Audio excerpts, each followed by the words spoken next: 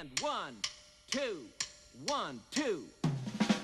Now if you need me, call me. No matter where you are, no matter how far. Don't worry, baby, just call out my name. I'll be there in a hurry. You don't have to worry.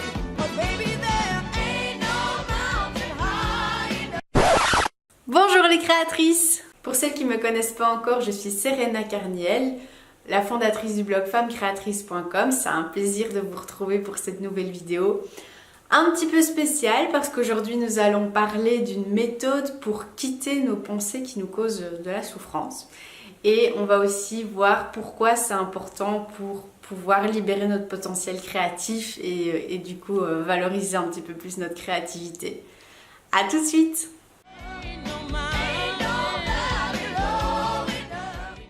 Alors, en quoi est-ce que nos pensées de souffrance sont un frein pour libérer notre potentiel ou accéder à notre créativité? Les émotions qui nous causent de la souffrance, comme la peur, la tristesse, la colère, la honte, sont des émotions qui vont nous empêcher de faire le pas, qui vont un petit peu doucement détruire notre estime de soi, qui vont nous empêcher à accéder à notre créativité qui est là quand les choses sont fluides et que ça va bien. Donc pour ça, je rejoins l'opinion de Shogyan Trungpa du livre Dharma et Créativité qui vraiment explique qu'il faut d'abord être totalement épanoui et être en accord avec la façon dont on vit dans notre quotidien avant de se lancer dans les créations artistiques. Donc je trouve ça formidable, c'est un livre que je vous recommande chaudement. On en arrive à la question comment traiter nos pensées de souffrance, comment sortir d'une souffrance, comment sortir de la souffrance. Et c'est une question en effet qui s'était déjà posée par Byron Katie en 1986. Donc c'est une femme qui elle avait des dépressions récurrentes et là elle en a donc des très très grosses dépressions et jusqu'au jour où du jour au lendemain elle était complètement apaisée et jusqu'à encore aujourd'hui. Donc sa méthode est une méthode d'auto-questionnement qu'elle a appelée le travail, donc travail avec un T majuscule ou the work, et qui a été traduit en 37 langues à travers le monde. Donc elle a transmis tout ça à travers ses 5 livres et un livre est destiné aux enfants et forcément aussi à travers ses conférences, ses stages, il y a énormément de vidéos sur YouTube que vous pouvez aller voir aussi à ce sujet. J'ai eu la chance de participer à un stage de 2 jours consacré pour le travail et donné par Marie Shields, qui est la présidente de l'association francophone pour le travail de Byron Katie et qui est facilitatrice certifiée du travail depuis 2015. Pour ne pas en perdre une bouchée, je vous propose une petite interview avec Marie Shields ainsi que des témoignages qui ont été faits à la fin du stage, des personnes qui étaient présentes. C'est parti! On prend un concept d'une pensée et la première question c'est est-ce que c'est vrai? La deuxième question, est-ce que tu peux être absolument certaine que c'est vrai? La troisième, qu'est-ce qui se passe? Comment tu réagis quand tu crois cette pensée? En faisant attention à tout ce qui se passe dans nous, émotionnellement, physiquement, et aussi dans la relation. La quatrième question, c'est de voir la situation, le tableau comme il est, et de se poser la question, qui est-ce que je serais sans cette pensée? Et puis après, on retourne la pensée de départ vers soi-même, on l'inverse vers l'autre et on l'inverse tout à fait vers l'opposé. Donc, en exemple, si on dit donc Paul m'énerve, Oui. on va faire un retournement en disant... Dans cette situation, Oui. je m'énerve moi-même. Oui. Donc, un retournement de nous à nous. Oui. J'énerve Paul, de moi vers l'autre. Et Paul ne m'énerve pas, l'inverse. C'est ça. Et il y aurait une autre façon d'inverser, c'est Paul, le mot opposé, le verbe opposé à énerver. M'apaise. Paul m'apaise. D'accord. Et pour chacun des retournements, on cherche des exemples concrets et de préférence dans la situation. Des exemples pour voir où ça peut avoir une parcelle de vérité. Et ça donne énormément d'efficacité. Si quelqu'un se trouve nul, les autres ont beau lui dire, mais c'est pas vrai. Un thérapeute peut lui dire, c'est pas vrai, on t'a fait croire ça, et ça vient. Et en faisant le travail sur je suis nul, à un moment donné, le retournement, je suis génial. Et la personne elle-même va trouver des exemples. Ouais. Et quand ça Et vient hop, de soi, ça s'inscrit quelque part. ouais, c'est ça. Et ça a un autre effet.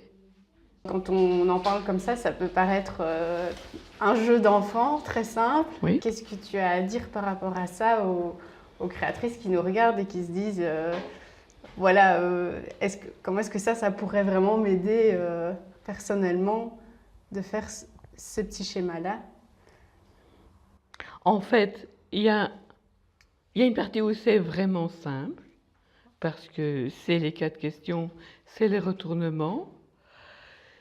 Ce qui devient plus subtil, c'est de vraiment rester dans la situation ou de vraiment rester avec notre phrase de départ. Notre mental peut avoir une tendance à discuter, à vouloir prouver qu'il a raison, à trouver ça quand même insignifiant. Pourquoi est-ce que je passerais du temps à ça? Et ça, c'est tous les pièges qui font qu'on s'éloigne du travail alors qu'ils le rendent inefficace. Mmh. Et ça, c'est l'art au début de rester vraiment dans le travail. Et alors, une des qualités de ce travail-là, c'est qu'on peut faire seul chez soi, en autonomie. Donc, il nous suffit juste d'avoir cette fiche, un crayon et le faire. Maintenant, il y a aussi donc, des propositions de stage et alors le faire avec une autre personne. Mm-hmm. Voilà, moi je vais mettre le lien en dessous de la vidéo pour accéder à la fiche pour que voilà, Oui. vous puissiez vous tester. Et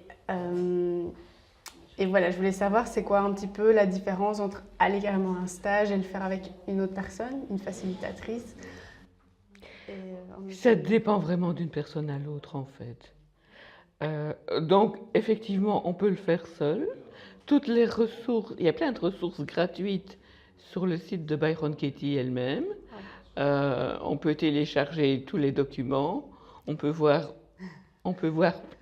plein de vidéos. Donc on peut le faire seul et il y a des gens qui se débrouillent très bien tout seuls ou qui veulent faire seul parce qu'ils ont ce truc d'autonomie. Donc c'est libre à chacun, c'est à chacun de sentir. Maintenant, quand on fait un stage, on est immergé dedans. Et le cadre est bien délimité, donc ça aide à rester sur notre fiche, ça aide aussi grâce aux autres du groupe à voir qu'on n'est pas seul à avoir des pensées, qu'il y a des pensées que les autres ont aussi, que quand quelqu'un d'autre travaille, ça travaille en nous en même temps. Et puis on apprend un peu des petites subtilités quand on est à un stage. Il y a des stages d'1 jour et des stages de 2 jours ou des stages plus longs de 5 jours comme j'en fais à Banneux. Et c'est vrai qu'au fur et à mesure des jours, on voit les gens changer. Ouais. Si on prenait une photo avant et après, on verrait une différence de la détente du visage, par exemple. Et pour les situations vraiment plus difficiles, parce que dans certaines vidéos de Byron Katie, on voit vraiment une personne qui commence sa phrase par voilà, je suis triste parce que j'ai un cancer. Oui. Et alors, à la fin du raisonnement, la dernière phrase, c'est je me réjouis d'avoir un cancer. Donc, pour en arriver là, il faut vraiment un travail, c'est un travail très rigoureux. Oui. Donc là, peut-être, pour ce genre de situation-là, être aidé par une personne supplémentaire pour accompagner ou ça dépend Et ça dépend de nouveau des personnes. Effectivement, pour les choses qui sont émotionnellement plus chargées ou des choses qui nous tournent en tête depuis longtemps et que c'est presque comme un disque rayé et qu'on a lutté contre et que ça ne marche pas, c'est parfois bien alors de se faire aider.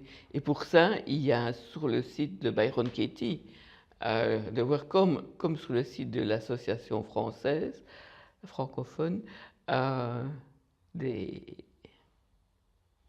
liens vers les facilitatrices certifiées. Quelle qualité il faut avoir pour pouvoir faire le travail? Un esprit ouvert. Ça nous pousse à être plus créatifs? Est-ce que tu penses que ça nous aide quand on débloque certains blocages, certaines souffrances, certaines émotions négatives, à être plus confortable dans sa vie et à pouvoir plus facilement lâcher son potentiel? Oui, tout à fait. Et il y a parfois des stages vraiment axés sur ce genre de thème-là. Mes obstacles à la créativité, ce que je crois de négatif par rapport à moi, à être créatif, mes résistances à montrer ce que je fais. Tout ça peut être travaillé dans des stages, soit à la carte parce que les gens demandent ce thème-là, soit il y a des stages spécialement avec ces thèmes-là. Avant le travail, je doutais beaucoup de moi. J'étais pas en soutien avec moi. Et donc, je ne mettais pas mon énergie dans cette créativité, dans tout mon potentiel. Et j'ai vraiment l'impression que grâce au travail, j'ai ouvert des portes de mon potentiel, des portes qui étaient déjà là, mais auxquelles je n'accédais pas, que je ne mettais pas en route. Et maintenant, j'ai toute l'énergie pour mettre tout ça en route et je découvre encore des facettes de moi que je n'avais pas encore découvertes. J'aime les arts sous toutes ses formes, que ce soit dans la cuisine, la peinture, la sculpture, le chant, le piano, le théâtre. Donc voilà. Je dirais que j'aborde cette part de créativité avec beaucoup plus de légèreté et d'ouverture. Et ça m'apporte plus d'envie. Oui, plus d'envie encore de créer différemment. Si je me sens stressée et que j'investis ma pensée et que j'arrive à un résultat qui me permet de ne plus être stressée, eh bien, ça va changer peut-être ma façon de chanter, ça va peut-être m'apporter une façon différente d'aborder une peinture. Je vais choisir de travailler certaines musiques et pas d'autres. Donc voilà, ça a un impact à ce niveau-là aussi. Je pense que c'est la vision de départ que toute notre vie est créée par notre propre mental. Et remettre en question notre mental, automatiquement change ma vie. Et automatiquement, la créativité au quotidien, on est plus détendu. Et ma crispée, elle se manifeste dans sa manière de vivre, tout simplement, dans sa manière d'être. Avec le travail, j'ai un outil que j'utilise quotidiennement, voilà, et qui m'aide à lâcher plus vite, mais notamment dans les relations difficiles. Et ça, c'est très important pour moi. Oui, donc ça me permet d'être plus détendue, plus vite redétendue. Le fait que je sois plus détendue me permet de moins me prendre la tête et d'être plus spontanée. Oui, j'ai plus d'idées un peu qui viennent pas de la tête, qui sont donc plus spontanées, plus originales quelquefois, plus inattendues. Et ça met là un peu de vie, de pétillance dans ma vie. Voilà. Voilà, j'espère que cette vidéo vous aura plu, que vous aurez appris quelque chose de nouveau. Si la méthode vous intéresse et que vous avez envie de directement vous y mettre, il y a le lien ici en dessous du site officiel de Byron Katie. Je remercie particulièrement Marie Schiltz ainsi que tous les participants du stage que nous avons vus et qui étaient présents. C'est tout pour aujourd'hui. N'hésitez pas à vous abonner à la chaîne YouTube pour plus de vidéos et de contenus de ce genre. Je vous rappelle également que le blog Femmes Créatrices offre 2 tutoriels vidéo gratuitement à votre disposition afin de développer et valoriser votre créativité au quotidien et dans votre vie professionnelle. Vous avez les liens de mes différents réseaux sociaux dans la barre de description ici. Je vous dis à mardi midi prochain pour une nouvelle vidéo. D'ici là, portez-vous bien. À très bientôt les créatrices.